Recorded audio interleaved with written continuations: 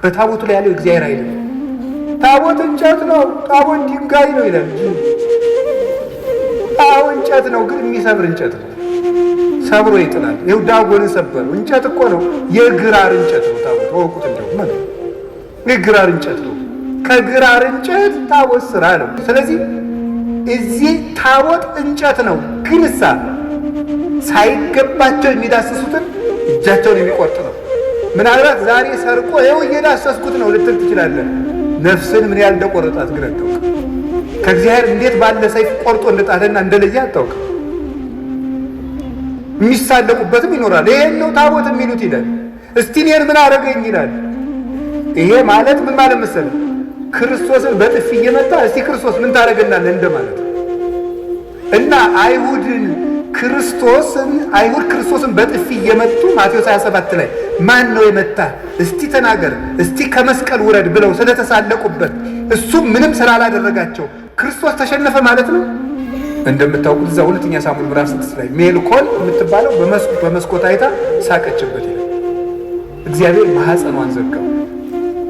በእግዚአብሔር ታቦት ላይ ለሚቀርብ ምስጋና ተቃውሞን የሚያቀርቡ ሰዎች ማህፀናቸው ይዘጋል። ይሄው እኔ እቃወማለሁ እና እየወለድኩ ነው ሊል ነው ደግሞ አንዱ ይመጣል ነው ይጅሉ ማህፀን እኮ ብዙ አይነት ማህፀን አለ። የአእምሮ ማህፀን አለ። የነፍስም ዘግቶብሃል እኮ ቆልፎብህ ነው የምትለፈልፈው እንደሞንታርቦ እና የእግዚአብሔር ታቦት እንዲህ ኃይል ስታደርግ ኖራ በቀዳማዊ ምኒልክ አማካኝነት ህዳር 21 ቀን ኢትዮጵያ መጣች። ለምሳሌ ኦሪት ዘጸአት ምዕራፍ 25 ስለ ኢየሱስ ክርስቶስ የተጻፈ ነው። እንዴት ተብሎ ነው የተጻፈው? ታቦት እናቱ ቃል እሱ ተብሎ ተጽፏል። እና አሁን አንዳንዶቹ ምን ይላሉ? እመቤታችን እኮ እንዲህ ብለን ስናከብራት ማርያም ምን ታደርግ ኖሯል? ሲመርጣት አልመረጥም እትል ነው። እሷ ባትኖርም እኮ ሌላ ሴት የመምረጥ እድል አለው እግዚአብሔር ምን ይሳነዋል ይላል። እንዴ የእሷ ነፃ ፈቃድ ስንጨ በወርቅ ለብጠው ማለት ደግሞ ወርቅ የተባለ አንደኛውን ከማይነቅዝ እንጨት ተፈጥሮ ተሰርቶ ደግሞ ወርቅ ሲለበጥበት ታቦቱ ለብዙ ዘመን የሚኖር ይሆናል ማለት ነው። ወርቅ የተባለ የእመቤታችን ንጽህናዋና ቅድስናዋ ነው፣ የሰራችው ንጽህና ነው።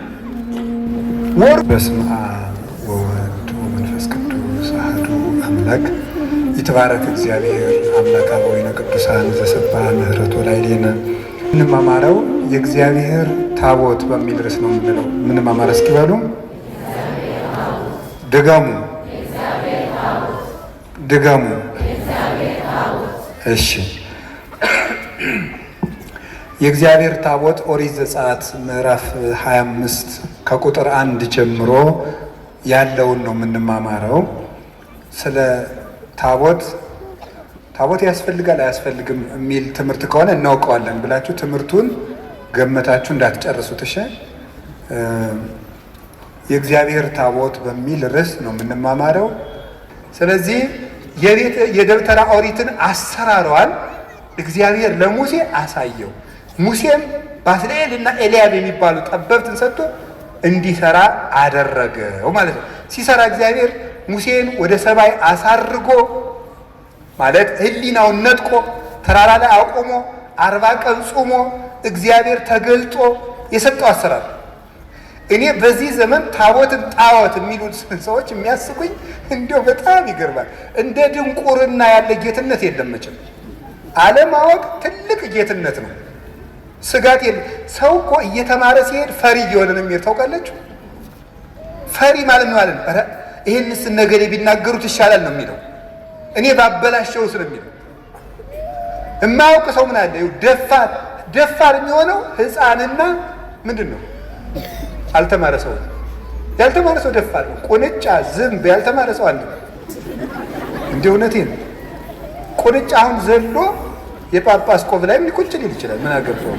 ቁንጫ ምን ዝንብም እንደዚህ ነው። ሬት ቆይቼ ነው አትል ምን አትል የፈለጋት ቆሻሻ ቦታ ቆይታ መጣ የሰዎቹ ማዕድ ላይ ቁጭ ትላለች። እንደ ያልተማረ ሰው እንደዚህ ያለው ደፋር ዝም ቁጭ ይላል። ከእውቀት ማዕድ ላይ እንደው ደርሶ ቁጭ ይላል። ሀፍረት ራሱ የለውም። ሰው እኮ ቢችል ማወቅ፣ ካላወቀ መጠየቅ፣ ካልጠየቀ ደግሞ ማፈር ጥሩ ነው። እውነቴን ነው የምነግራቸው። አሁን ታቦት ጣዖት ነው ይላሉ ሰዎች። እግዚአብሔር ታቦትን የሰጠ ማን ነው? አሰራሩን የተናገረ ማን ነው? ታዲያ ታቦት እንዴት ጣዖት ሆነ ስትሏቸው አይ በሐዲስ ኪዳን ነው እንጂ በብሉይ ኪዳን እኮ አይደለም ይላል። ያ ማለት ምን ማለት መሰላችሁ? ሲገለበጥ እሺ የሐዲስ ኪዳኑ ታቦት አልፏል ብለን እንኳን እንደነሱ ብናወጋ ምን የሚል ሐሳብ አለው? ታቦት ጣዖት ነው ይላል ነው። አዎ መቼ? ዛሬ። በብሉይ ኪዳንሳ ነበር። እሺ ታቦት ዛሬ ጣዖት ከሆነ እግዚአብሔር በብሉይ ኪዳን ዘመን ጣዖት እያመለክን እንድንቆይ ይፈቅዱናል ማለት ነው? አይፈቅድም። ምክንያቱም የሰጠ ታቦትን ማን ነው? እግዚአብሔር እስከተወሰነ ጊዜ ድረስ ጣዖት አምልኩ ይላል። ታቦት በብሉይ ኪዳን ዛሬ ጣዖት ከሆነ በብሉይ ኪዳንም ጣዖት መሆን አለበት። እግዚአብሔር ደግሞ ጣዖት ሊሰጥ አይችልም። በብሉይ ኪዳን ጣዖት ካልነበረ ዛሬም ጣዖት የሚሆንበት ምክንያት የለም። ታቦት የምታመልክ ቤተክርስቲያንም የለችም። ቤተክርስቲያን ታቦት አታመልክም። የምታመልከው ክርስቶስን ብቻ ነው። ማርያምን አታመልክም፣ ሚካኤልን አታመልክም፣ ገብርኤልን አታመልክም፣ አርሴማን አታመልክም፣ ገብረ መንፈስ ቅዱስን አታመልክም። እነዚህ የወንጌል ምልክቶች ናቸው። መጽሐፍ ቅዱስን እንዲሁ እኮ ይገርማል። በዘመናዊ ትምህርት እኮ ሲኒየርስ አሉ የሉም?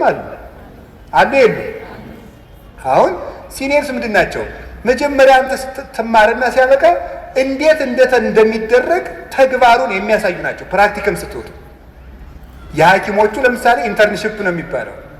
ሐኪሞቹ 5ኛ 6ኛ ዓመት ሲሆኑ ከሲኒየር ሐኪሞች ጋር ሆነው ኦፕራሲዮን ሲደረግ ያሉ ያክማሉ። ምን ይላሉ? ምንድን ነው የሚያደርጉት እነዚያ ሰዎች ሲባል እንዲህ በታሪክ የተማሩትን ቲዎሪ ወይም ንድፈ ሐሳብ የሆነውን ትምህርት በተግባር የሚሰሩት ሰዎች ናቸው ሲኒየሮቹ። ቅዱሳን በቤተ ክርስቲያን የሚተረኩበት ምክንያት የጽድቅ ሲኒየሮች ናቸው። ፕራክቲካል ቴዎሎጂ የሚያሳዩን ናቸው። ተግባራዊ ክርስትና። ጠላትን መውደድ እንደማን ነው ብንባል እንደ ገሌ ተብሎ እንድናየው ማለት ነው። የጽድቅ ይሁለት ዋኖቻችሁን ተመልከቱ ብሎናል ቅዱስ ጳውሎስ ዕብራውያን 13 ቁጥር 7 ላይ ዋኖቻችሁን አትርሷቸው፣ የእግዚአብሔርን ቃል ያስተማሯችሁን ዋኖቻችሁን ተዘከሩ መኳንንቲክሙ ዘነገሩክሙ ቃል እግዚአብሔር። እግዚአብሔር ቃል የነገሯችሁ ዋኖቻችሁን አስቡ፣ በጎ ስራቸውን እያያችሁ ምሰሏቸው ይላል። እንዴት እንደሚኖር መምህር ወንጌልን ያስተምረናል። ገድለ ቅዱሳን ደግሞ ወንጌል እንዴት እንደሚኖር የተግባር ወንጌልን የሚያሳዩ ናቸው። ጻድቅ ለነፍስ ጻድቅ ለእንስሳ እንኳን ይራራል ይላል ሰሎሞን መጽሐፈ ምሳሌ ላይ። ለእንስሳ ሲራሩ አቡነ ገብረ መንፈስ ቅዱስ እናያለን፣ አቡነ ተክለ ሃይማኖትን እናያለን። ለእባብ እንኳን የሚራሩ እናያለን እና አቡነ በጸሎተ ሚካኤልን እናያቸዋለን።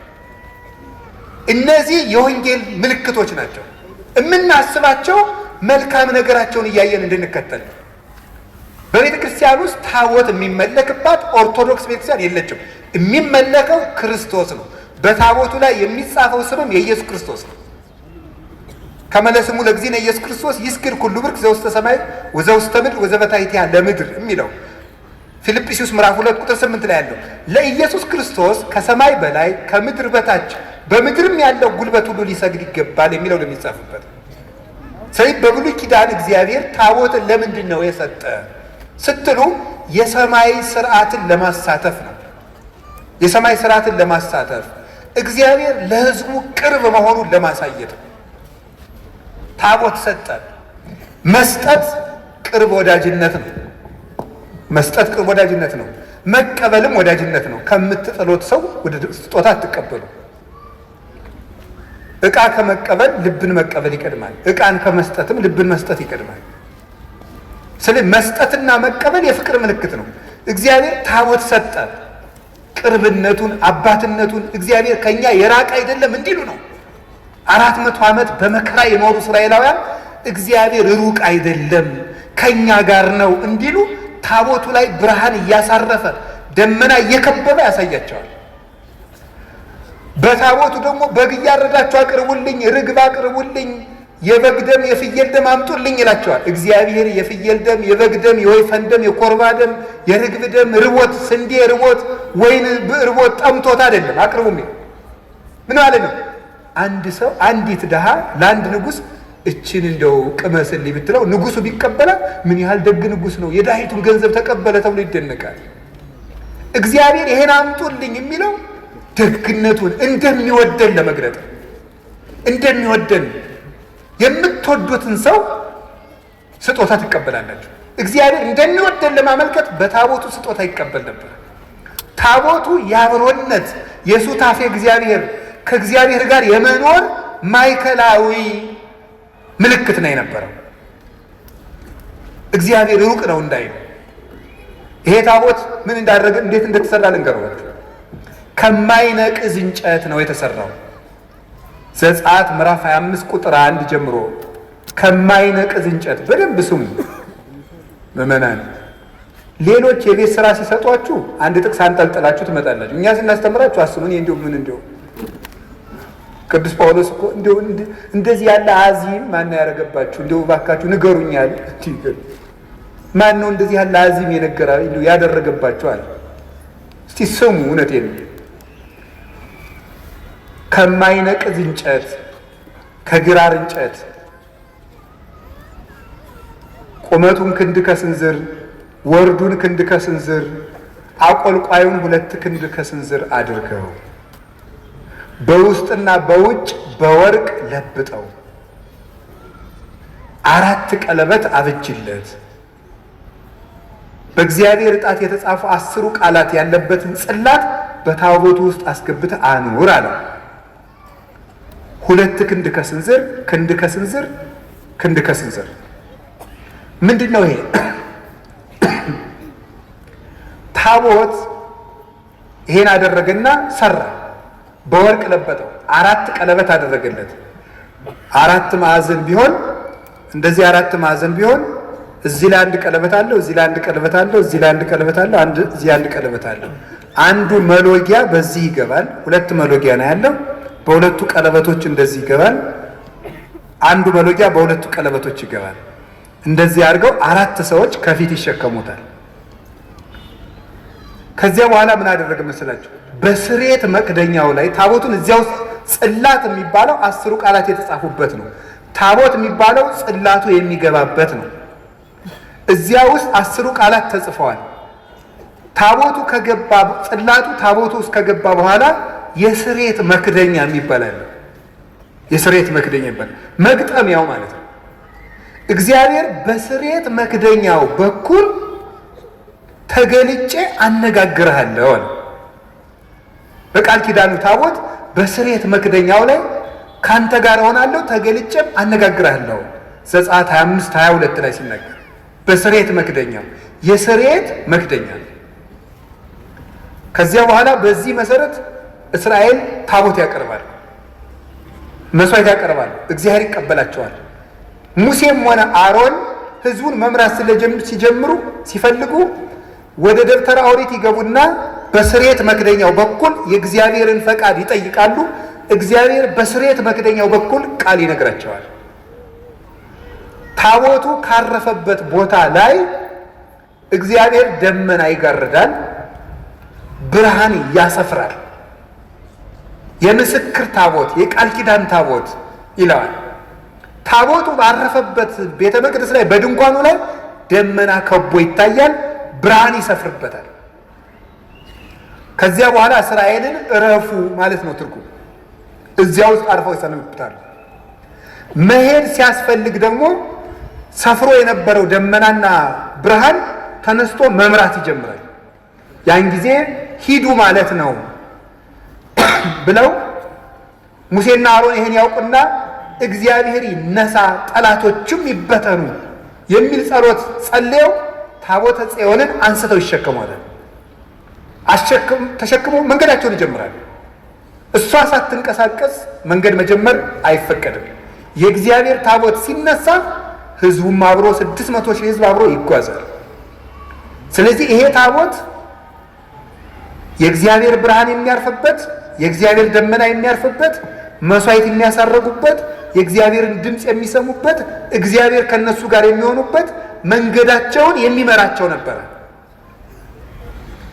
መጽሐፈ ኢያሱ ምዕራፍ 3 ቁጥር 3 ላይ ሲናገር የእግዚአብሔር የቃል ኪዳን ታቦት ተነስቶ በሄደ ጊዜ ከየቤታችሁ ወጥታችሁ ተከተሉት ብሏቸዋል። መንገድ የሚጀምሩት ታቦቱ ጉዞ ሲጀምር ነው። ወዴት ነው የሚሄዱት? ወደ ርስት ወደ አባቶቻቸው ርስት ሲሄዱ መሪያቸው ታቦት ነው። የሚመራቸው በታቦቱ ላይ እግዚአብሔር ነው።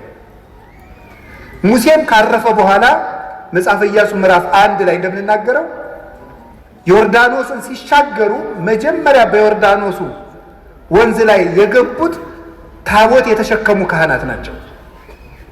ታቦት የተሸከሙ ካህናት በዮርዳኖስ ሲገቡ እስራኤል በደረቅ ተሻገሩ። ይሄ ታቦት አሻጋሪ ነበር ማለት ነው። ነጥቦችን ትይዟልኛላችሁ። ከእግዚአብሔር ጋር የሚነጋገሩበት ነበር። የኃጢአት ይቅርታ የሚያገኙበት ነበር። የእግዚአብሔር ብርሃን የሚሰፍርበት ነበር። የእግዚአብሔር ደመና የሚከበው ነበረ። የመንገዳቸው መሪ ነው። ወንዝ አሻጋሪያቸው ነበረ። ቀጥለው ኢያሪኮ ሲደርሱ ኢያሪኮ በግንብ የታጠረች ናት። የኢያሪኮን ግንብ ለማፍረስ እልል እያሉ የዘሩት ታቦቱን ተሸክመው ታቦት ተሸክመው ሲዘሩ የኢያሪኮ ግንብ ፈረሰላቸው። ስለዚህ ርስት እንዳይወርሱ አጥር የሆነባቸውን ግንብ ያፈረሱት ታቦት ተሸክመው ዙረው ለእግዚአብሔር እልልታ አቅርበው እንዲህ ብለው ምድረ ርስት ገቡ። ምድረ ርስት ገቡ። ከእግዚአብሔር ጋር ሲታረቁበት፣ ቃለ እግዚአብሔር ሲሰሙበት፣ ይቅርታ ሲያገኙበት፣ ጠላት ሲያሸንፉበት ኖሩ። እንዲህ እያለ ከዛሬው ታሪክ ይደርሳል። እንደተማራችሁት በየደብሩ በዛሬው ጊዜ የኤሊ ልጆች በደሉ። ተምራችሁታል በየደብሩ። የዛሬው ሐሳቤን የሌላ ስለሆነ የእነሱ ታሪክ ላይ አላተኮርም። እግዚአብሔርን ሲበድሉ እግዚአብሔር ታቦተ ጽዮን እንድትማረክ አደረገ። ጦርነት መጣ። አፍኒንና ፊናስን አስመሳይ ሆነው ሳለ እውነተኛ ካህናት መስለው ታቦቱን ተሸክመው ሄዱ። ታቦቱን በድለው ታቦቱን ተሸክመው ሄዱ። እግዚአብሔር ካህናቱን አስገድሎ ታቦተ ጽዮን ተማርካ ሄደች። ታቦት የእግዚአብሔር ከሆነ ለምንድን ነው የሚሰረቀው ይላል። ራሱን ያልጠበቀ ታቦት እንዴት አንተን ይጠብቃል ይላል። ለምን ይመስላችኋል? አልመቸው ሲል ነው የሚሰረቀው። እቤት ሌባ ሲበዛ እንዴ ይገርማችኋል እኮ። ምን አንድ የበረሃ አባት የተናገረው ነገራችሁ። እብድ ከደጅ ሆኖ ድንጋይ ሲወረውር በጊዜ ካላስቆምከው እና የመጀመሪያውን ድንጋይ አውጥተህ ካልጣልክ ቀኑን ሙሉ ሲወረውር ከዋለ ድንጋዩ ከቤት ሞልቶ አንተ ወጥተህ ትሄዳለህ። ሲከመር ማረፊያ ታጠና ወጥተህ ትሄዳለህ። እና እብድ የወረወረ ብዙ አለ ነው። ድንጋይ ሲበዛ ሰው ሕይወቱ ይወጣል። ወጥታ ሄደች። አፍኒንና ፊናስ 3 በደል በድለዋል። ምን የቄስ በደል ምን ያደርግላቸዋል? በደሉ ነው። ተማረከች። ተማርካ ሄደችና ምን አደረገች? የእግዚአብሔር ታቦት የሚማረከው አንድ ከቤት በደል ሲበዛ፣ 2 ተአምራትን ሄዶ ለመግለጥ ነው። ተማርካ የት ሄደች? ፍልስጤም ሄደች። ፍልስጤም ወስደው ምን አደረጉት? ከጣዖት ቤት አስቀመጡት። ሲያስቀምጡት ምን አደረጉ? በበነጋው ዳጎን ሲታይ ዳጎን ማለት ዓይን እያለው ጥሩ ዓይን የተቀረጸለት፣ ጥሩ ጆሮ ያለው፣ ጥሩ ከንፈር ያለው፣ ጥሩ እጅ ያለው፣ ጥሩ እግር ያለው፣ ወርቅ የለበሰ ግን ድንጋይ ነው። እንደዚህ ወርቅ የለበሰ እለሰ ይሰማዩ መምህራን ዘየአምሩ መጻሕፍተ ኢፉድፉዳን እሙንቱ እምዳጎኖሙ ለሰብአ ዘአጦን። በቃ አልተረጉም። ለእናንተ ከነደዳችሁ ግዕዝ ተማሩ። ዳጎን ማለት ያ ነው።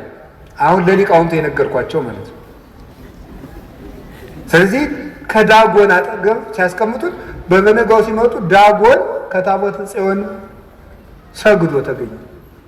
ተንበርክኮ እኔ አይገባኝም ብሎ ሰግዶ ተገኘ። ተራራ የሚንቀጠቀጥለት እንጨት ወሰዱና እንዴት እንዲህ ምን ሆኖ ነው አያ ዳጎን ብለው በበነጋው ደግሞ ከፍ አድርገው እሱን አንስተው እንዲህ ይገርማል። ራሱ የሚወድቅ ደግሞ ታቦተ ጽዮንን ታች አድርገው ተገኘ። ጭራሽ በበነጋው የዳጎን እግሩ ለብቻ፣ እጁ ለብቻ፣ ጭንቅላቱ ለብቻ ሆኖ ተቆራርጦ ተገኘ። አንደኛ ሳሙኤል ምዕራፍ 4ን በደንብ አንብቡ።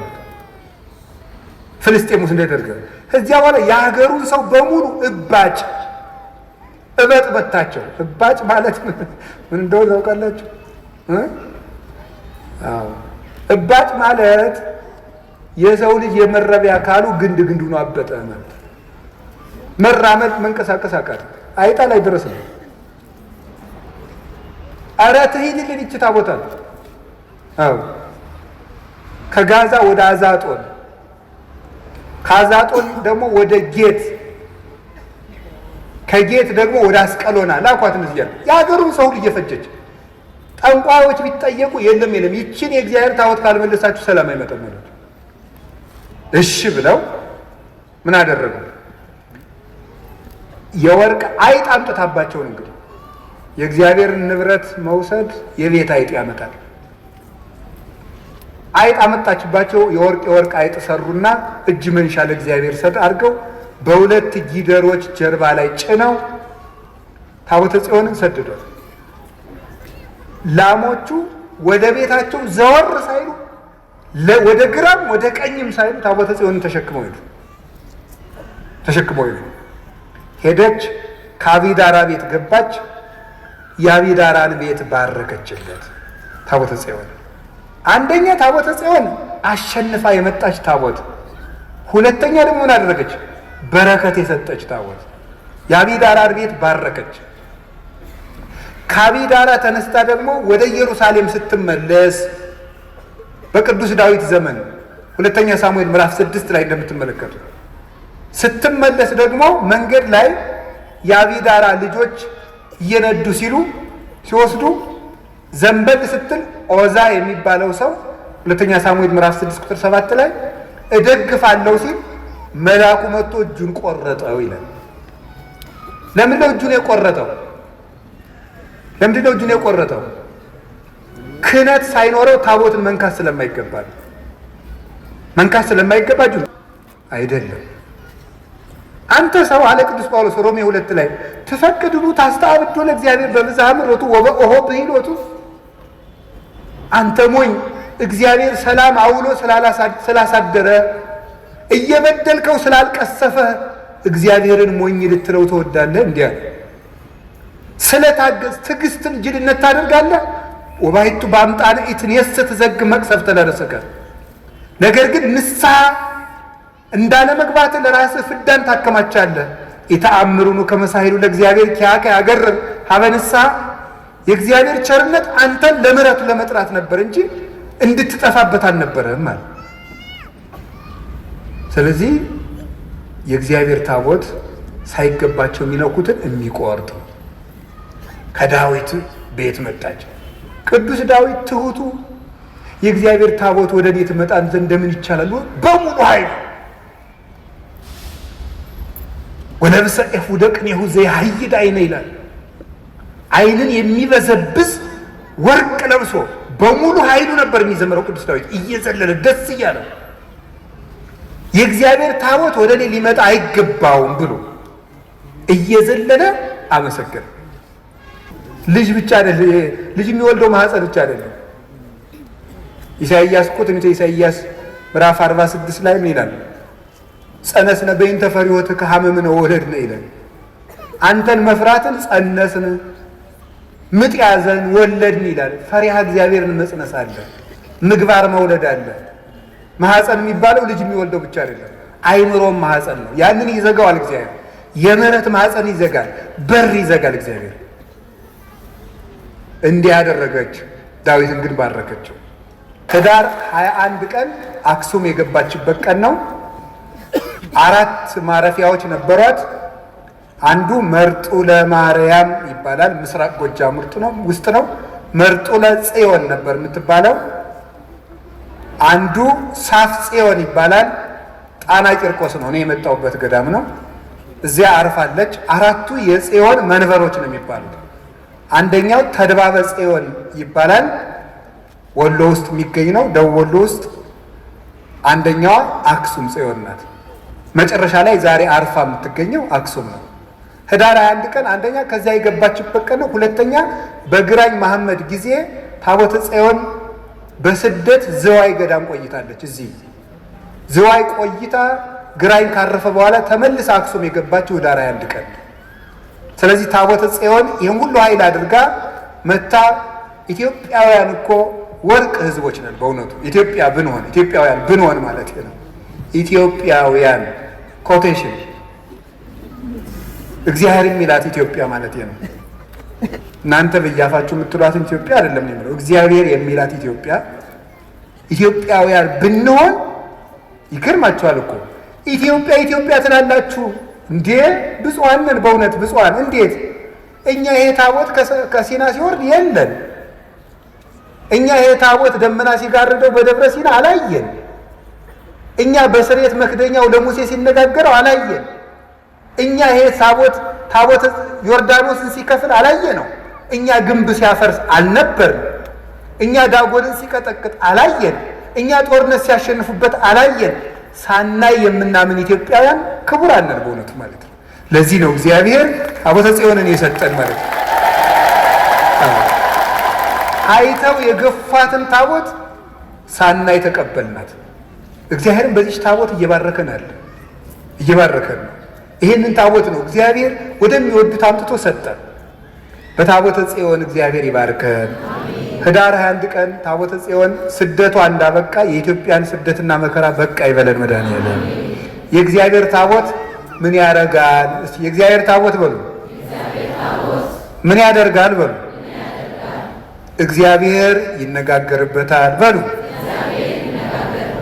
ምን ያደርጋል በሉ። ደግሞ የኃጢአት ይቅርታ ያሰጣል በሉ። ምን ያደርጋል በሉ። እግዚአብሔርን እንሰማበታለን። ምን ያደርጋል በሉ። የእግዚአብሔር ብርሃን ያርፍበታል። ምን ያደርጋል በሉ። የህይወት መንገድን ይመራል። ይሄ ማለት የህይወት መንገድ ክርስቶስ ነው ይላል። እንዲሁ ሞኝ እንቁራሪት አሉ ማታ ማታ ባህር ውስጥ የምትጮህ ባህር ውስጥ እኔ ብቻ ያለው እየመሰላት ነው አሉ። እንዲሁ ይገርማል። ጨዋታ ነው፣ ጨዋታ ነው። ሰው ነው ያለኝ። እንዲሁ የእንቁራሪት ጩኸት የሚጮሃለ እሱ የሚያውቃትን ጥቅስ እኛ ያልገባን የሚመስለው ማለት ነው። በመምህር አምላክ ሊኖር አይደለም እንዴ? አሁን ብድግና መንገድም ህይወትም እኔ ነኝ ነው ያለ ኢየሱስ ይላል። እኔ ያውቀው የለሱን ሞኝ እንዴ ይሁን አባቶች በዜማ በሰዓታት ሲሉት በሰማቸው ሲመጣ አንቀጽ ለአባቡ ፍኖት ዘመንገለ ወላዲው ሲሉ ሌሊት ታጥቀው ሲሉት በሰማቸው። ዝም ብሎ በአፍ ብቻ አይደለም እኮ የሚሉት እንዴ ሞገስነ ወክብርነ ቀርነ መድኃኒትነ እንቅልፋቸውን ከልክለው ነው። በልተው ጠጥተው ሱፍ ለብሰው መጥተው አጊጠው አይደለም የሚሉት። ታጥቀው እንቅልፋቸውን ትተው ሞገስነ ወክብርነ ቀርነ መድኃኒትነ ውእቱ ኢየሱስ ክርስቶስ አሩት ሰናይ መጾር ቀሊል ውእቱ ኢየሱስ ክርስቶስ ፄው ዘአጣሞ ለልሱ ውእቱ ኢየሱስ ክርስቶስ አልጫውን ያጣፈጠ ቀላል ቀንበር የለዘበ ሸክም ቀላል ሸክም እጥፍ ድርብ መክሊት ያልተሰራ ልብስ መመኪያ ዘውዳችን ክብራችን የምንመክትበት የደህንነታችን ቀንድ እርሱ ኢየሱስ ክርስቶስ ነው ሲሉት ነው የሚያድሩ። እንቅልፋቸውን ትተው ታጥቀው የሚዘምሩ አባቶቻችን ይሄን ነው። ወደ ክርስቶስ ጋር የምንገናኝበት ጠረጴዛ መስዋዕት የምናቀርበት ታቦት ጠረጴዛ ይባላል። እሺ ይሄ ጠረጴዛ ይላል። እንዲህ ያለ ጠረጴዛ ግዕዝ ነው። ጠረጴዛ ማለት መንበር፣ ማረፊያ፣ ማሳረፊያ ማለት ነው። እሺ ጠረጴዛ ይባላል። ንጹህ ጠረጴዛ፣ የመስዋዕት ጠረጴዛ ይባላል። እሺ ትክክለኛይቱ የእግዚአብሔር ታቦት ማናት? እሱን ነው ማስተማር የፈለግነው። ይሄ ሰም ነው እንግዲህ እስካሁኑ ማለት ነው። የእግዚአብሔር ታቦት ማርያም ናት። የእግዚአብሔር ታቦት ማርያም ናት በሉ። የእግዚአብሔር ታቦት ማናት? ማርያም። በጣም ግሩም ነው። እመቤታችን ማርያም ናት። ዛሬ እጥፍ ድርብ ደስታ ነው። በሰንበት ላይ ደብረ ዘይት እንደሚሉት አባቶቻችን ታቦተ ጽዮን ላይ እመቤታችን ያለችበት ነው። የእግዚአብሔር ታቦት ለምንድን ነው የምንላት? እንግዲህ ታቦቱን ከምን አይነት እንጨት ስራው ነው ያለ? ከማይነቅዝ። አቤት ከማይነቅዝ እንጨት። በላዩ ላይ ምን አድርግበት ብሎታል? ወርቅ በሉ እንጂ በወርቅ ከማይነቅዝ እንጨት በሉ። ድገም ሁላችሁ አፍ ያላችሁ ሁሉ። ከምን አይነት እንጨት? በላዩ ላይ ምን ጨምርበት? ወርቅ ጨምርበት። ስንት ቀለበት አድርግለት? 4። በጣም ጎበዞች ናቸው። ከዛ በምኑ ላይ አነጋግርሃለሁ?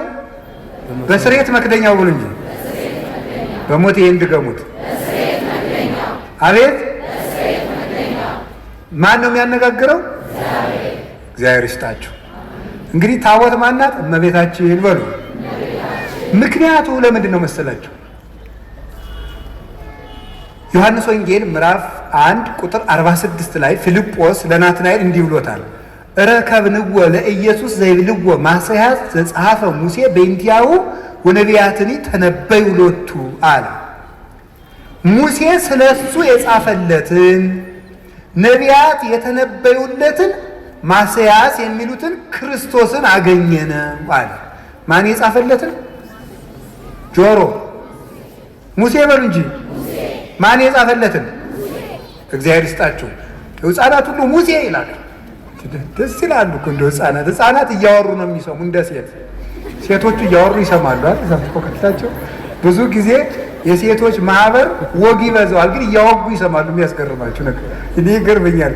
እያወሩ የሚሰሙ ሴቶች ናቸው እና መልቲታስክ የሚሸከሙ ጎበዞች ናቸው። እውነት ሐሰት? አዎ በጣም ጥሩ ነው። እሺ ለምንድን ነው እያወሩ እንዲሰሙ አድርጎ የፈጠራቸው ብዬ ሳስበው እኔ ብዙ ልጅ ቢንጫጫባቸው የሁሉንም መንጫጫት እንዲሰሙ ነው መሰለላቸው።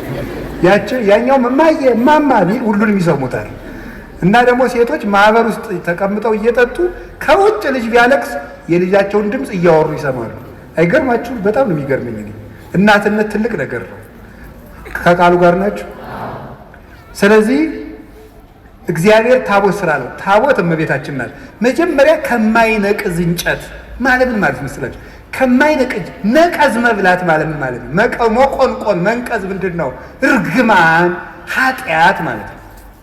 ከማይነቅዝ እንጨት ታቦቱን ስራው አለ። የድንግል ማርያም አካሏ እርግማን የሌለበት ነው። አሁን ቅድም ነግሬያችኋለሁ። ሙሴ ስለሱ የጻፈለትን ኢየሱስን አገኘ ነው አለ። ሙሴ ስለሱ የጻፈለትን ካለ ሙሴ በኦሪት ዘጸአት ኢየሱስ ክርስቶስ አማኑኤል የሚል ስም ተናግሯል? አልተናገረም። ታዲያ ምንድን ነው የተናገራቸው ነገሮች ሁሉ ለማን የተናገሩ ናቸው? ስለ ክርስቶስ በምስጢር የተነገሩ ናቸው ማለት ነው። ስለዚህ ነበር ምን አለ? ተፈቅዱ ትህስሱ መጻሕፍተ ወይ መስለክሙ ከመቦቶን ዘተረክቡ ሕይወተ ዘላለም እማንቱ ሰማይቴ። መጻሕፍትን ትመረምራላችሁ በእነሱም ሕይወት የምታገኙ ይመስላችኋል፣ እነርሱ ግን የኔ ምስክሮች ናቸው አላቸው። ዮሐንስ ወንጌል ምዕራፍ 5 ቁጥር 44 ላይ እንዲህ አላቸው። ሶበሰ አመንክምዎ ለሙሴ እማመንክሙኒ ኪያየኒ። ሙሴን አምናችሁት ሁኑ ኖሮ ቢሆን እኔንም ታምኑኝ ነበር። እስመ ውእቱ ጸሐፈ በእንቲአየ፣ እሱ ስለ እኔ ጽፏልና አለ። ዮሐንስ 5:46 ላይ እሱ ስለ እኔ ጽፏልና ሙሴን ብታምኑ እኔንም ታምኑ ነበር አለ። እንግዲህ በሙሴ የተጻፈው ጽሑፍ ሁሉ ለክርስቶስ ቀጠሮ ነበር ማለት ነው። ገባችሁ? ማለት ነው ለክርስቶስ ቀጠሮ ነበር። በምንድን? በምስጢር ማለት ነው። በምስጢር እንደዚያ ከሆነ እናቱ ታቦት እሱ ደግሞ ቃል ተብሎ ተጽፏል። እንዲህ ብሎ የተጻፈ ኦሪት ዘጸአት ምዕራፍ 25 ቁጥር 1 ላይ ማይነቅዝ እንጨት። እንግዲህ እናቱ ታቦት ናት። በታቦቱ ውስጥ የእግዚአብሔር ቃል አለ። ክርስቶስ ደግሞ ቃል ነው። በቀዳማዊ ሕልውናው ቃል ይባላል። ዮሐንስ ወንጌል ምዕራፍ 1 ቁጥር 1 ላይ በመጀመሪያ ቃል ነበረ ብሎ ቁጥር 14 ላይ ቃል ሥጋ ሆነ እንዳለ ክርስቶስ ቃል ይባላል። ስለዚህ በታቦት ውስጥ ቃል አኑርበት ማለት በታቦት በድንግል ማርያም ማህፀን ቃል ወልድ አድሮ ሥጋ ነፍሶ ስግው ቃል ክርስቶስ ሆነ፣ በተዋሕዶ ራሱን ገለጠ ማለት ነው። ስለዚህ እመቤታችን ታቦት ናት። ክርስቶስ ምን ይሆናል? ቃል ይሆናል። እንደዚያ ከሆነ ቃሉ የሚገባበትን ታቦት የማይነቅዝ እንጨት ይሁን ማለት ድንግል ማርያም እግዚአብሔር የሚያድርባት ስለሆነ የእሷ አካል እርግማን የሌለበት ነው ማለት ነው። የማይነቅዝ እንጨት ነው። መንቀዝ ማለት ብሌት ማለት እርጅና ማለት ምን ማለት ነው? ኃጢአት፣ እርግማን ማለት ነው። ቅዱስ ጳውሎስ ሁለተኛ ቆሮንቶስ ምዕራፍ 5 ቁጥር 18 ላይ እነሆ በክርስቶስ ሁሉ አዲስ ሆኗል፣ አሮጌው አልፏል። አሰስሉ ብሁአ ብሉየ፣ አሮጌውን እርሾ አስወግዱት፣ ከመትኩኑ ለሐዲስ ሐሪጽ፣ ለአዲሱ እርሾ ለክርስቶስ ተዘጋጁ ዘንድ አሮጌውን እርሾ አስወግዱ። እስመ ተሰቅለ በፋሲካነ ክርስቶስ፣ ፋሲካችን ክርስቶስ፣ አንድም በፋሲካችን ክርስቶስ፣ በፋሲካችን ዕለት ፋሲካችን መሻገሪያችን ክርስቶስ ታርዷልና ይላል ቆሮንቶስ 5 ላይ ሲናገር። አሮጌውን እርሾ አስወግዱ። ስለዚህ አሮጌ ማለት ኃጢአት ማለት ነው። አሮጌ መንቀዝ ማርጀት ማለት ኃጢአት ማለት ነው። እርግማን ማለት ነው። ሞት ማለት ነው። ከማይነቀዝ እንጨት ታቦቱን ስራው ማለት ድንግል ማርያም መጀመሪያም ኃጢአት ሳይኖርባት ነው ያዘጋጃት። እርግማን አልነበረባትም። ከሴቶች ተለይቶች አንቺ የተባረክሽ ነሽ ያላት ለዚህ ነበር። ሉቃስ ወንጌል ምዕራፍ 1 ላይ እንግዲያ ምድር ሁሉ የተረገመ ነው፣ እመቤታችን ግን ለይቶ የተባረክሽ ነሽ አላት። ከወንዶች ሳይል ከሴቶች ያለ ለምንድን ነው? እርግማን የመጣ በሴት ነበረ። በሴት ስለነበረ ሴቲቱ ዓለምን ሁሉ የምትወክልናት። ከሴቶች ተለይቶች አንቺ የተባረክሽ ነሽ ሲል ከሰው ዘር በአጠቃላይ ተለይተሽ የተባረክሽ ነሽ ነው። ከማይነቀዝ እንጨት ማለት ይሄ ነው። በወርቅ ለብጠው ምንድን ነው ነው? በወርቅ ለብጠው ማለት ነው። ልብ ብላችሁ ስሙ የእግዚአብሔር ሰዎች። መጀመሪያ ከማይነቅዝ እንጨት ስራው ማለት እንጨቱ መጀመሪያ በተፈጥሮ ይሄ ሁሉ ታቦቱ ረጅም ዘመን ሲቀመጥ እንዳይነቅዝ ነው። ከማይነቅዝ እንጨት ስራው አለው፣ እንዳይፈርስ ነው። ይሄ ማለት ምን ማለት ነው? ድንግል ማርያም መጀመሪያ አካሏ የአዳም ሸክም የሌለበት እርግማን የሌለበት አድርጎ እግዚአብሔር አዘጋጀው። እንዴት ይሆናል? በእግዚአብሔር ኃይል ይሆናል። ታምር ነው የሷ ነገር። ከማይነቅዝ እንጨት ወርቁ በተፈጥሮ ብቻ አይደለም የሚጠበቀው። ወርቅ እንጨቱ የማይነቅዝ እንጨት ብቻ መሆን አይበቃውም። ወርቅ ጨምርበት። ድንግል ማርያምም መመረጧ ብቻ አይደለም ያስከበራት፣ መመረጧን ተጠቅማ ንጽህና መጨመሯ ነው፣ ራሷ መስራቷ ነው። መመረጥን መጠበቅ እንጂ መመረጥ አያስደንቅም። መምረጥማ የእግዚአብሔር ነው። መምረጥ የእግዚአብሔር ነው። ነፃ ፈቃድ ያላት ፍጡር እኮ ናት። እንጨት ናት እንዴ ዝም ብሎ አስገድዶ ይመርጣታል? አይመርጣትም። ነፃ ፈቃድ አላት። እግዚአብሔር ስለጠበቃት ነው የምንል ከሆነ እንደዚያ ከሆነ አዳምና ሔዋንም የበደሉ እግዚአብሔር ስላልጠበቃቸው ነው ብለን መልስ ማዘጋጀት እንችላለን። ይሄ ደግሞ እግዚአብሔርም ያ ማለት ለአዳምና ለሔዋን ተጠያቂው እግዚአብሔር ይሆናል። ድንግል ማርያም ንጹሕ የሆነችው እግዚአብሔር ስለጠበቃት ብቻ ከሆነ አዳምና ሔዋንም የወደቁ እግዚአብሔር ስላልጠበቃቸው ነው ማለት ነው። እንደዚያ ከሆነ ደግሞ በሔዋንና በአዳም አዳልቶባቸዋል ማለት ነው እግዚአብሔር ደግሞ ባህሪው እንደዚህ አይደለም። ፈታሒ በጽድቅ ኮናኔ በርት ነው። በእውነት የሚፈርድ ነው። ኮናኔ በርት እውነት የሚፈርድ ነው። ፍርድ አይገመድልም። ያ ማለት እኔም ቢሆን የምበድለው እግዚአብሔር ስላልጠበቀኝ ነው ማለት ነው። እንደዚያ ከሆነ ደግሞ ለኃጢአቴ ተጠያቂ ሊያደርገኝ አይገባም ማለት ነው። እመቤታችን ብቻ ከጠበቀ ሔዋንንስ ለምን እንዳትበድል አይጠብቃትም? እግዚአብሔር የማንንም ነፃ ፈቃድ አይሻማም። የድንግል ማርያምንም ነፃ ፈቃድ ያከብራል። የመበደል መብት አይነፍጋትም። እንዳትሳሳት አይከለክላትም።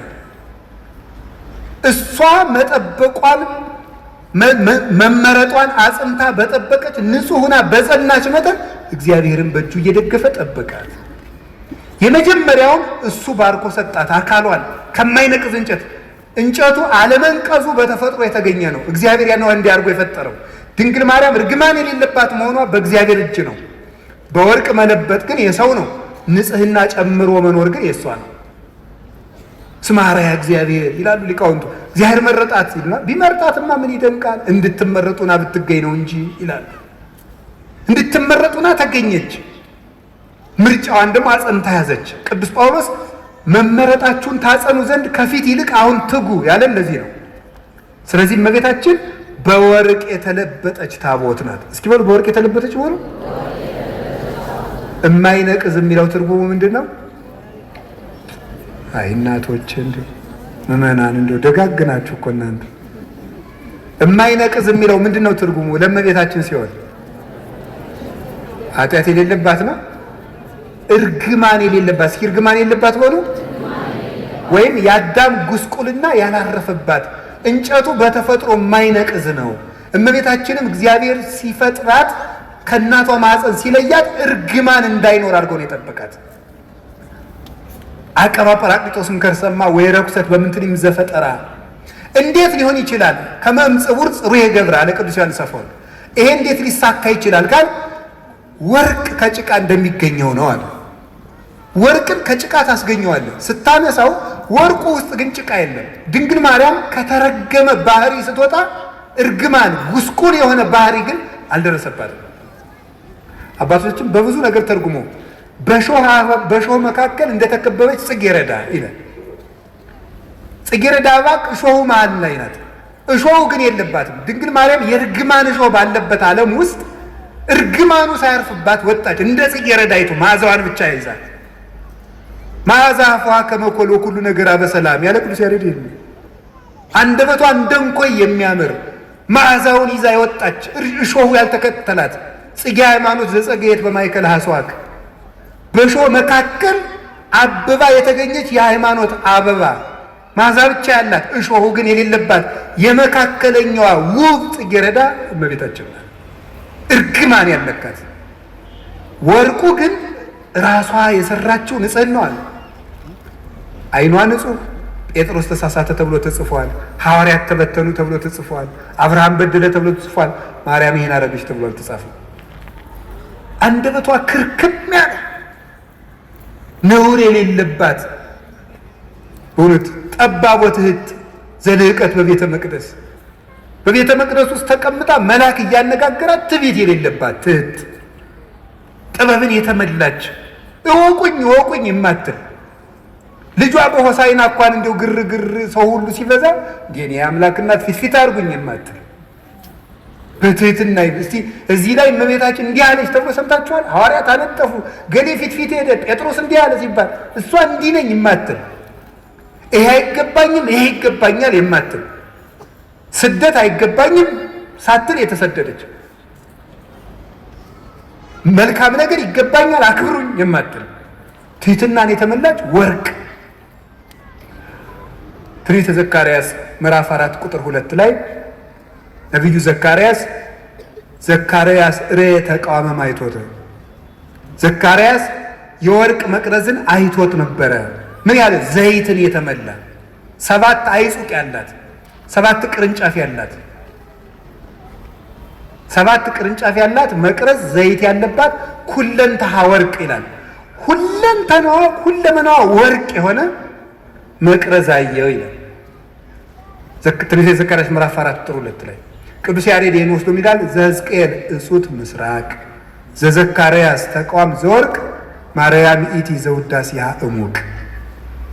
የሕዝቅኤል የምስራቅ በር የዘካርያስ የወርቅ መቅረዝ ምስጋናዋ ተቀርቶ የማያልቅ ማርያም ናት ይላል።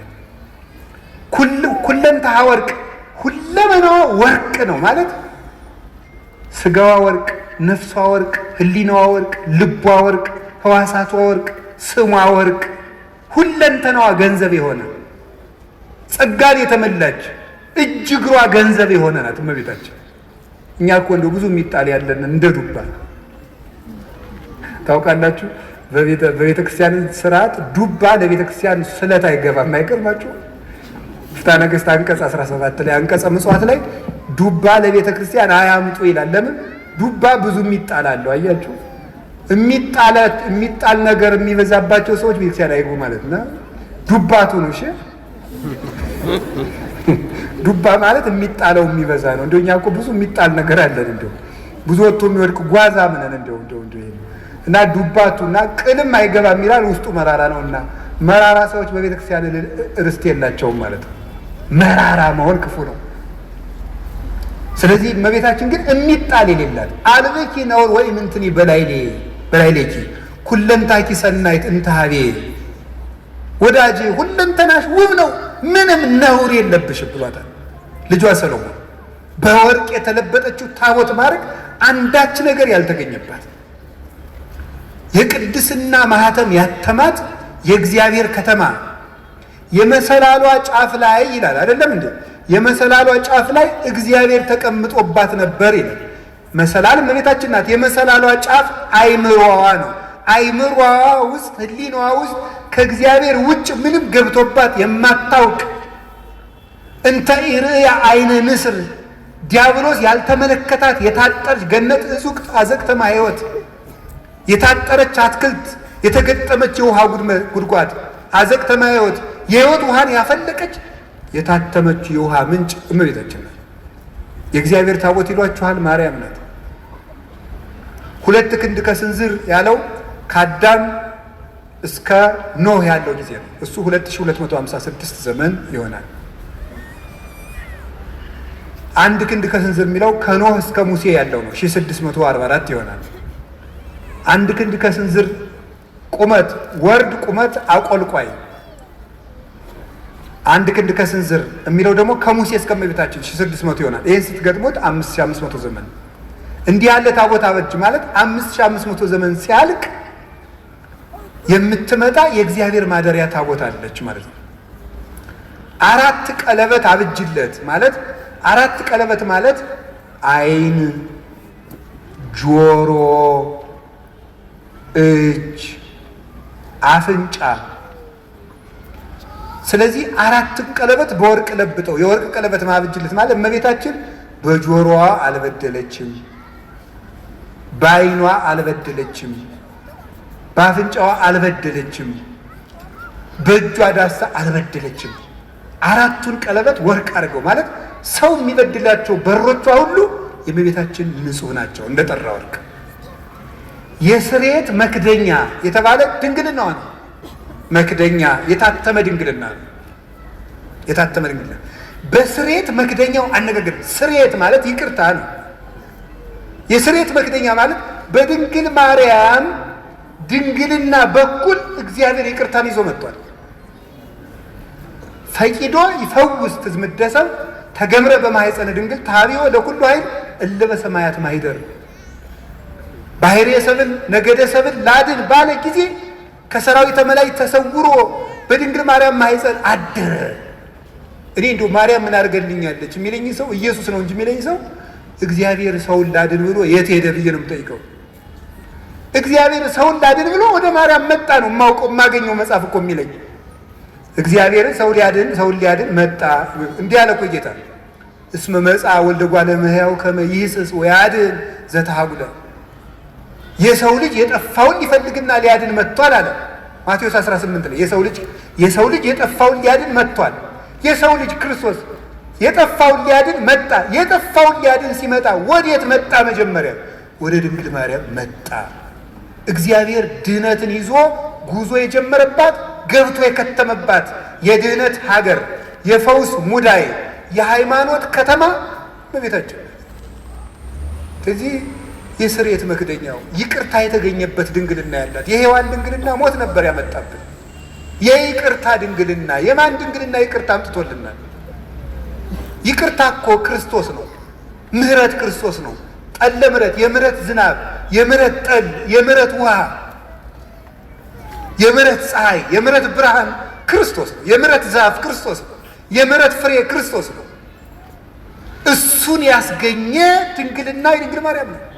ምህረት የሰጠ ድንግልና፣ ምህረት የፈሰሰበት ድንግልና፣ ምህረትን ዓለም ያሳየ ድንግልና የማርያም ድንግልና ነው። ዝም ብሎ ድንግልና አይደለም። ጓዲድ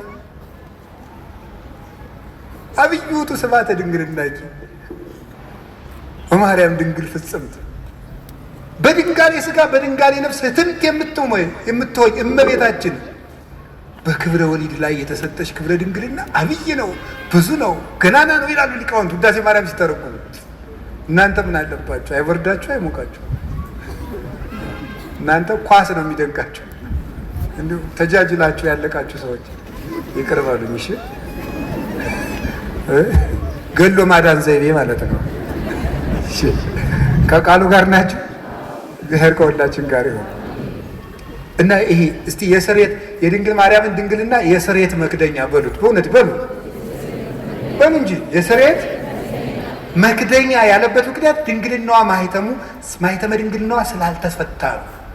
ስርየት የተባለ ደግሞ ይቅርታን ለዓለም ያወጣ ድንግልና የእመቤታችን ድንግልና። እኔ እውነት አይ ካህናት የታደሉት እመቤት ለማኅፀንኪ እግዝእቴ በረከቱ እፈቱ እግዚአብሔር ዘተጸውረ ቦቱ ይላል። እመቤት የማርያም ሆይ የማኅፀንሽን በረከት እፈልገዋለሁ፣ ይድረሰኝ የማኅፀንሽ በረከት። እግዚአብሔር ያደረበት ወደዚች ምስራቅ የማይዞር ማን ነው? ፀሐይ ጽድቅ ኢየሱስ ክርስቶስ ወጥቶ የሚያጽደለድልባትን ያችን ምስራቅ ዘወር ብሎ ማየት የማይፈልግ የጨለማው ልጅ ካልሆነ በቀር እሱ ማን ነው? መዞር የሚያሰኘኝ እኔ ወደ እመቤታችን ነው። ወደ እሱ ያልዞርኩ ወዴት ልዞር ነው? ዛሬ የስሬት መክደኛ በስሬት መክደኛው አነጋግርሃለሁ። በሉ በሉ በሉ በሉ በስሬት መክደኛው በሉ እመቤታችን ድንግል ላይ መክደኛው ማለት ታቦቱና ታቦቱ የሚጋጠምበት መግጠሚያው ላይ ነው። ጫፉ የታችኛውና የላይኛው የሚጋጠሙበት መግጠሚያው። ይሄ የስሬት መክደኛ የእመቤታችን ድንግልና ነው። የስሬት መክደኛ የተባለበት የእመቤታችን ድንግልና መጀመሪያ ብቻ ክርስቶስን ወልዶ ያቆም አይደለም፣ ዘላለም ይቅርታን ያሰጣል። ከልጇ ጋር እያስታረቀ እንማጸንበታለን። ባቀፉ እጆቿ፣ በሳሙ ከንፈሮቿ፣ ባዘለ ጀርባዋ፣ በወሰነችው ማኅፀኗ ብለን እንማጸናለን። ዛሬም ይቅርታን ይሰጠናል። ስለዚህ ድንግል ማርያም ማኅፀኗ የይቅርታ ማኅፀን ነው። አነጋግርሃለሁ ማለት ምን ማለት ነው? የድንግል ማርያም ማኅፀን የሃይማኖት መስበኪያ ነው። የሃይማኖት ምስክር ነው። የእምነት መግለጫ ነው። ወተሜህሮሙ ሰይደ ለስሉስ ማህያዊ ለማህያዊ ሥላሴ ስግደትን የምታስተምርላቸው ናት። ድንግል ማርያም እምነትን የምትገልጥ ናት እንጂ እምነትን የምትጋርድ አይደለችም። እመቤታችን ዘላለማዊ ድንግልና ነው ያላት። የስሬት መክደኛው አይፈታም። ለምንድን ነው የማይፈታው? አካላዊ ቃል የገባበት የእግዚአብሔር ቃል ነው ያደረበት። ለምን ሲባል እግዚአብሔር የሚነጋገርበት የስሬት መክደኛ ነው። ያ ማለት የድንግል ማርያም ማኅፀን የእምነት ሰባኪ ነው። እንዴት ነው የሚሰብከው? ሳትወልድ ድንግል ናት። እስኪ ሳትወልድ ድንግል በሉ። ስትወልድ ድንግል በሉ። ስትወልድ ድንግል በሉ። እሺ፣ ከወለደች በኋላ ድንግል በሉ። እስኪ እንደገና ደግማችሁ ንገሩ። ያ ሶስቱንም ነገሩ እንጂ። እሺ፣ ከወለደች በኋላ ይሄ ማለት ምን ማለት ነው? በስሬት መክደኛው ምን እላለሁ ነበር ያለ? ዘብዛባ ሁኜ እንዳይመስላችሁ እሺ። ነገርን ከነገር ለማገናኘት ነው የምደግመው። እሺ፣ በስሬት መክደኛው ምን አደርጋለሁ ነው ያለው? የስሬት መክደኛ ያለው በአዲስ ኪዳን ሲተረጎም ምንድን ነው? የእመቤታችን ምንድን ነው? ድንግልናዋ ነው። የስሬት መክደኛ ስሬት የተባለ ይቅርታን የሰጠ ክርስቶስ ከማን ስለተወለደ ነው? ከእመቤታችን ስለተገኘ። እንደዚያ ከሆነ ሳትወልድ ምንድናት? ድንግል በሉ። ቀጥሉ። ስትወልድ፣ ከወለደች በኋላ ለምን በሉ እንጂ። ምን ያደርጋል ይሄ ስትሉ፣ ለልጇ ምስክር ስለሚሆን። ምን? ኢየሱስ ክርስቶስ ሳይወለድ አምላክ በሉ፣ ሲወለድም አምላክ፣ ከተወለደ በኋላም አምላክ። ስለዚህ ዕብራውያን 13 ቁጥር 8 ላይ ኢየሱስ ክርስቶስ ዘትማልሙ ወይም ወክም መውቱ እስከ ለዓለም፣ ኢየሱስ ክርስቶስ ትናንትም ዛሬም እስከ ዘላለሙ ድረስ ያው ነው ይላል። ያው ነው።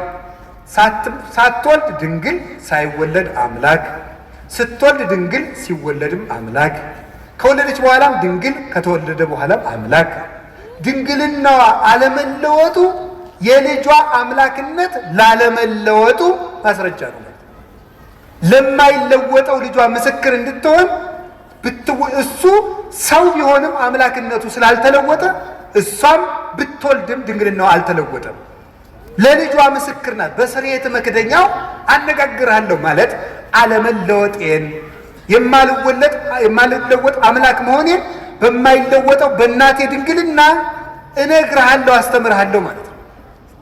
ቅዱስ ዮሐንስ አፈወርቅ ሃይማኖተ አበው ምዕራፍ 67 ቁጥር 31 ላይ ይላል፣ እሰብክ መንገለ ድንግልና ለማርያም እንተ ትከውን ስም አለ ቃል ይላል። ለቃል ምስክር በምትሆን በድንግል ማርያም ድንግልና ክርስቶስን እሰብከዋለሁ ይላል። ለቃል ምስክር በምትሆን በድንግል ማርያም ድንግልና ክርስቶስን እሰብከዋለሁ። የድንግል ማርያም ድንግልና የክርስቶስ መስበኪያ ነው። ድንግልናዋ አልተለወጠም። ለምን? እሱም ሰው ሲሆን አልተለወጠም። የማይለወጥ አምላክ መሆኑን ለማስረዳት የእናቱን ድንግልና ሳይለውጥ ተወለደ። ትንቢተ ሚልክያስ ምዕራፍ 3 ቁጥር 5 ላይ አንሰ እግዚአብሔር አምላክክሙ ዘኢይትዌለጥ እኔ የማልለወጥ አምላካችሁ እግዚአብሔር ነኝ፣ እኔ እግዚአብሔር አምላካችሁ አልለወጥም ብሎ ነበር። የማይለወጥ አምላክ መሆኑን ለማስረዳት ከእናቱ ሲወለድም ድንግልናዋን እንዳይለወጥ ጠበቅ። አቀበ ማኅተመ ድንግልና ከመትኩን መራሒተ ለሃይማኖት አበይ አቀበ ማኅተመ ድንግልና ከመ በጽንሳ መንክር ትኩን መራሒተ ለሃይማኖት አባይ። ድንቅ በሚያሰኝ ማኅተመ ድንግልናዋ ለታላቂቱ እምነት ምስክር ትሆን ዘንድ ድንግልናዋን ጠበቀው ይላል። ስለዚህ የድንግል ማርያም ድንግልና ለክርስቶስ አለመለወጥ ምስክር ነው። ክርስቶስ ሰው የሆነ አምላክ ነው። ሰው የሆነ አምላክ ነው። ሰው ብቻ አይደለም፣ አምላክ ብቻ አይደለም፣ ሁለትም አይደለም፣ ነጠላም አይደለም። ሰውነቱ በአምላክነት እንዳልተለወጠ ድንግል ስለሆነች እናትነት አልቀረባትም። አምላክነቱ በሰውነት እንዳልተለወጠ ድንግልናዋ በእናትነት አልተለወጠባትም። አምላክ ወሰብ ስለሆነ ሁለት ባህሪ እንደማይባል ሁሉ ድንግልም እናትም ስለሆነች ሁለት ሰው አይደለችም። እናቱ አንድ ሁና ድንግልም እናትም እንደሆነች ክርስቶስ አንድ አካል አንድ ባህሪ ሲሆን አምላክነቱ በሰውነት ሰውነቱ በአምላክነት ያልተለወጠበት በተአቅቦ የሚኖር በተዋሂዶ ክብሩን የገለጠ ስግው ቃል ወልድ ዋሕድ አምላክ ወልደ አምላክ ይባላል። ወዲህም ደግሞ ለምንድን ነው የማይገባባት ሲባል ሌላ ባል አላገባችም፣ ሌላ ልጆችን አልወለደችም። ለምን? የኃያላን አምላክ እግዚአብሔር ስለገባባት። ሕዝቅኤል ምዕራፍ 44 ቁጥር 4 ላይ እንደተነገረው የሰራዊት ጌታ እግዚአብሔር ገብቶባታልና ሌላ አይገባባትም፣ ተዘግዳ እጹታ ትነብር ለዓለም ለዘላለሙ ታትማ ትኖራለች። መልስ ለምን? እግዚአብሔር ስለገባባት። እግዚአብሔር ስለገባባት። አንዳንዶቹ ምን ሊሏችሁ ይችላሉ? አረ ትንቢተ ሕዝቅኤል ምዕራፍ 44 እኮ ስለ ማርያም የሚመለከት አይደለም ይላል። አይድረስ እኮ ነው እናንተ ደንቆሮና እንትን አሉ እንዴ ብልህና ጅል ተከራክረዋሉ፣ ጅል አሸነፋሉ። ምን ብሎ ሲባል እምቢ ብሎ እንዲሁ ይገርማችኋል እኮ እንደዚህ ነው። ምንድን ነው የሚለው? እምቢ እንደዚህ ነው። መልሱ ምንድን ነው? አይደለም። እንደዚህ አይደለም ይባላል። ነውር ነው። ስለ እመቤታችን አይደለም ለማለት ምንድን ነው ማስረጃ? አንድ እኮ እንደው የመጽሐፍ ቅዱስ መንፈሳዊ ሕይወት አለ። በስነ ጽሑፍም ቢሆን ሕግ አለ። አንድ በስነ ጽሑፍም እኮ እንዲህ ነው ለተባለ ባለሙያዎቹ ሀሳብ ሲሰጡበት ነው። ባለሙያዎቹ ሀሳብ ይሰጡበታል። ሙያ አለው እኮ። ሲያውን እኔ ብድግ ብዬ እኔ ስፔሻሊስት ዶክተር ነኝ ብል ምን ትላላችሁ? ይሄ መነኩሴ ያበደ አትሉም? እንደዚህ እኮ ነው ወላችሁ። ሙያ አለው ነው፣ ባለሙያውን ነው የምትጠራ። መቼም ኩላሊት ልብ ሳስበው በግራ ጡት ዝቅ ብላ ነው ያለች፣ እስቲ ኦፕሬሽን ላድርግ አይባልም። ሳስበው ተብሎ ስራ የለም። ባለሙያ አለው። የትኛው አካል የት ቦታ እንዳለ የሚያውቅ፣ የትኛው ጥቅስ ለየትኛው እንደሆነ የሚያውቁ ለዘመኑ የቀረቡ ለጉዳዩ የቀረቡ ለእግዚአብሔር የቀረቡ ሶስቱንም የሚያሟሉ አባቶች ማርያም ናት ብለው ነግረውናል። ሶስቱንም የሚያሟሉ ለዘመኑም ቅርብ የነበሩ በመጀመሪያው ክፍለ ዘመን፣ በሁለተኛው ክፍለ ዘመን፣ በሶስተኛው ክፍለ ዘመን፣ በአራተኛው ክፍለ ዘመን የነበሩ እነ ቅዱስ ኤፍሬም እነ ቅዱስ ቄርሎስ ነግረውናል። እነ ቅዱስ ኤራቅሊስ ነግረውናል። ማርያም ናት የሕዝቅኤል ምስራቅ ብለን ቅዱስ ያሬድ ነግሮናል። ሊቁ ለእግዚአብሔር የቀረበው ለዘመኑ የቀረበው ስድስተኛው ክፍለ ዘመን የነበረው ሰማይ ድረስ ሂዶ ዜማን ቆንጥሮ ያመጣው እሱ ነግሮናል። አንተ የት ቤት ነህ እንደው ማን? ስለዚህ ለዘመኑ ቅርብ ናቸው፣ ለጉዳዩ ቅርብ ናቸው። መጻሕፍትን ጥሬ ቆርጥመው እግዚአብሔርን በሱባኤ እየጠየቁ የተማሩ ናቸው። ለእግዚአብሔር ቅርብ ናቸው። ሽንገላ ክዳት የሌለባቸው ሊቃውንት ሐዋርያውያን አበውን የተከተሉ ሊቃውንት ማርያም ናት፣ የምስራቂቱ በር ማርያም ናት። ደግሞስ ምን ይጎልባታል ብትባል ዮሐንስ 8:12 ላይ እኔ የዓለም ብርሃን ነኝ አለ። እሱ የዓለም ብርሃን ከሆነ ልጇ እመብርሃን የምትባል ምንድን ነው? የዓለም ብርሃን ክርስቶስ ነው። እመብርሃን ደግሞ ድንግል ማርያም ናት። እመብርሃን እንዲሁ አንተ ወንጌል ምን አለ? አይነ ምቀኛ ነው እንዲህ አለ። እንዲሁ አይነ ምቀኛ ነው ወይ? ልጇ ብርሃን ከሆነ እናቱ ደግሞ ማለት እናት ነው።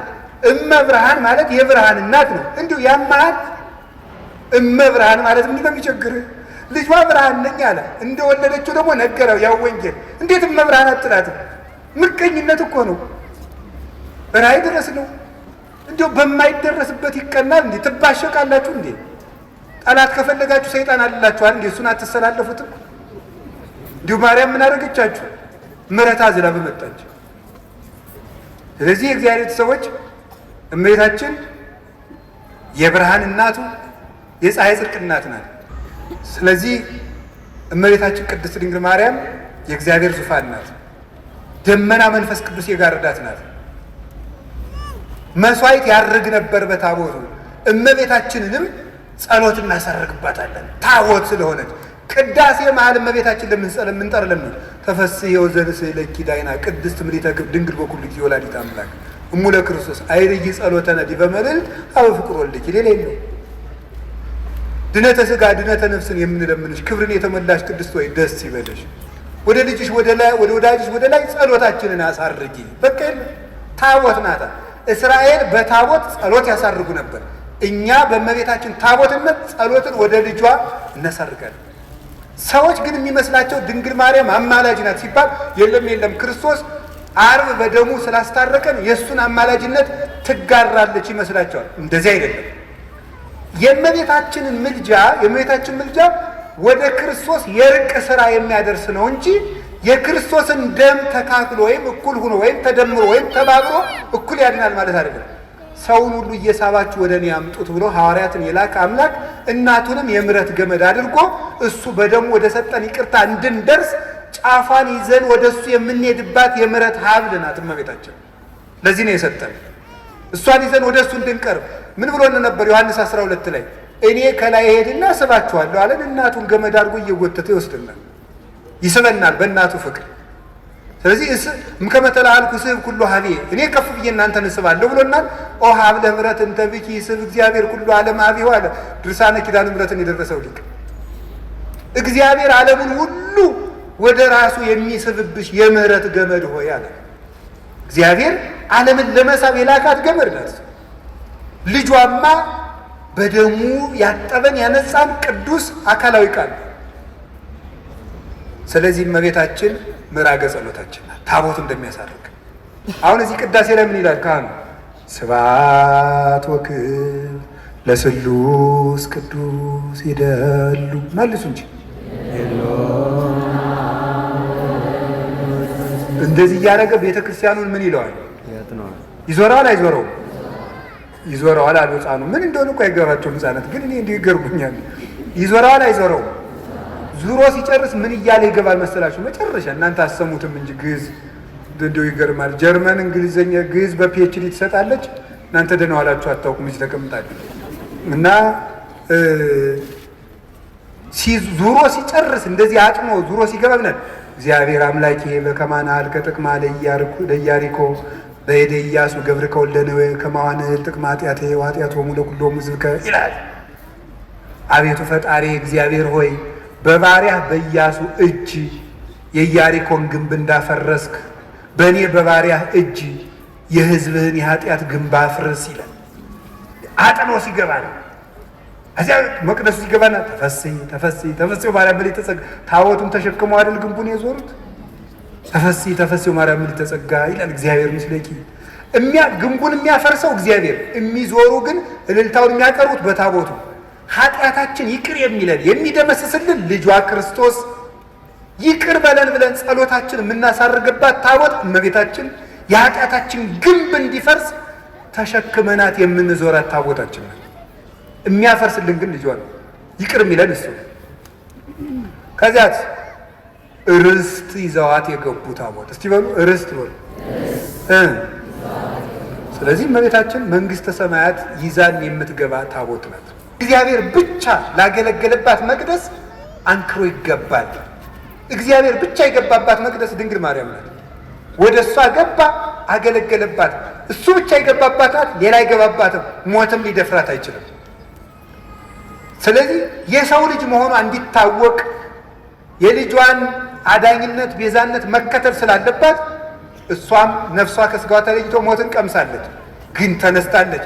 ስጋዋን የማፍረስ ስልጣን ከማይነቅዝ እንጨት የተቀረጸውን ታቦት ነቀዝ የመብላት ስልጣን እንደማያገኝ ወርቁ እንደሚከለክለው ሁሉ እግዚአብሔር መጀመሪያ እርግማ እንዳይኖርባት ስለጠበቃት ንጽሕናም ስላለ ሞት የእሷን ስጋ መድፈር አይችልም፣ አፈር ሊበላው አይችልም።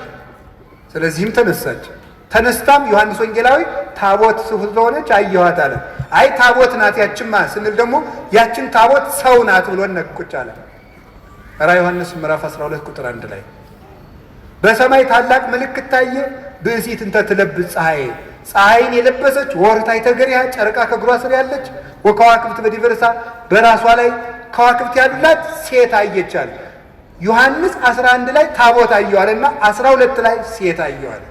ያችን ማናት? ፀሐይን የለበሰች ናት። እንግዲህ ያው ፀሐይ ማን ነው? ክርስቶስ። ክርስቶስን ስለለበሰች ደግሞ ሞት በሷ ላይ ስልጣን የለውም፣ ትንሣኤ ልቡናን ስለተነሰች።